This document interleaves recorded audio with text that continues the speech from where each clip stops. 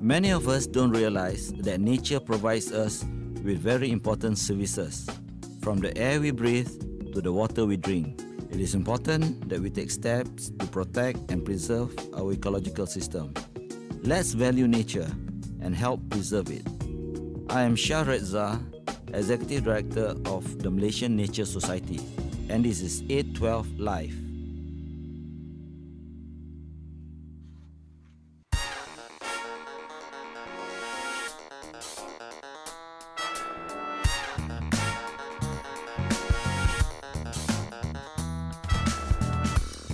Good evening and welcome back to another edition of The Lounge, Time Management with Dr. Wenger, right here on 812 Live, Bernama Radio 24. If you're tuning in for the first time, Dr. Wenger is a seasoned veteran in the area of time management. He is an accomplished consultant, author, and businessman. Welcome back, Dr. Wenger. It's good to have you back. Thank you very much. Well, today, if you're tuning in for the first time, like I said before, what we're talking about today is something to do with time management, but it's a common problem amongst a lot of us around the world, and it is that we tend to blame others when certain problems arise or happen to us. But little do we know that at certain times, and I'm not saying all the time, it is that we don't know that we are the ones that is responsible for our own problems. Some of us don't know this, but most of us are responsible for our own problems, and some of us tend to forget about it. And before that, for those of you who want to ask Dr. Wenger any questions regarding time management, you can email 812@radio24.com.my. That's 812@radio24.com.my, or drop a comment on our Facebook page, Bernama Radio 24, or give us a call at 03-269-27939. Dr. Wenger will be more than happy to help you solve your time management issues. Well, Doctor, we talked about doing things unconsciously, but today's topic, we're talking about people deliberately putting the blame on someone for their own shortcomings, or are actually trying to avoid the fact that it is themselves that is causing the problem all the time. They make it happen. How important is this for us to identify? Well, first of all, it is important to recognize one very important fact, and that is nothing happens on its own. Mm-hmm. You need two things to happen, right, so that an action will take place. When you said deliberately people do this in order that they can blame others, I don't think they do it deliberately. Mm-hmm. The main reason is our human behavior. Right. We, unfortunately, from the time we have developed to this stage, we know one thing. The best means of defense is attack. The best means of defense is attack. Mm-hmm. See, so what we try to do is that we blame somebody else because that's the only thing we know. Because when you do something and somebody say, hey, this is not the way to do it, immediately our defense mechanism come in. Right. Fear that you might think bad of me, that I'm not capable, and therefore the first thing I do is to blame somebody else. Right. And that is a natural born thing with all human. Right. And believe it or not, very few developed people actually will say, well, yeah, I'm to be blamed. Yeah, I'm part of the problem. Or they might say, I am the problem. Right. And we will never do that. We will always try to find a way to tell someone else that, hey, it's not me to be blamed. No? It's other things. No? So people don't realize that they are part of that problem. Right. We don't recognize that. We always blame somebody else or something. And that's because basically we are animal. In a lot of ways we are animal. And animal, what does it do? You go into his territory. The first thing the animal thinks is that you are going to kill him. Right. And therefore, the first thing he does is attack. The law of encroachment. Exactly. And therefore they attack. And that is one of our behavior, animal behavior. Inside us, we have not developed much. Now, do people recognize this? The answer is no. Right. People don't. But having said what you've said, you said some of us do it from the time we're born. Is it because of upbringing sometimes that makes us become like this, or is it in every human? It is in every human, but upbringing will probably mellow it, but it may not happen. Right. It may also happen. Depends on your behavior at home. Let's say you're a child growing up, and then you find the mother and the father and the sister and the brothers blaming one another.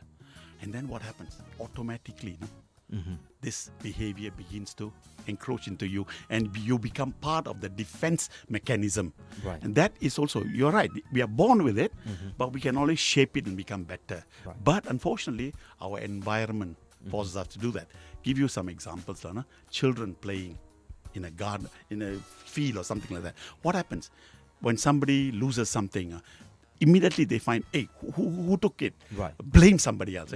And that kind of thing we observe in children, in adults, every day in our life. Give you some example, okay? Right. Every time you drive a car, okay, there is an accident. Do you find somebody getting down the car and say, I am to be blamed? Do you ever get that? You never get that. But having said that, to my defense, I've done that before. Yeah, okay. I get out of the car and I say, it's my fault. I'm so sorry. Oh, okay, good. Even the moment you say that, automatically what happens? Right. The other person cools down. Everything is resolved, right? Right. I'm fault. Let me see how we can sort it out, okay? It has always been, my wife is very good for this, okay? Right. One day she was driving out of the car, house for the car. She didn't observe that my neighbor had parked the car. A friend had come to her place and parked the car. The moment she drove the car out, and you know my car is a German car. Right. It knocked into this small car, and the car was a total wreck. Right. So she got out of the car and she went pale, you know. Luckily, I was upstairs. I came down running. I told the guy, hey, don't worry. Right. We'll get it done. We'll take it fixed, okay? So she was stunned for about 10 minutes. She wouldn't even talk, you know. Right. But you see, because I was able to go, hey, look, we'll pay for. But you see, people don't do that. Right. They begin to argue with you and maybe use abusive words and all that. That makes the thing. And this is part of a human problem. You Right. said just now, okay, we are all born with it.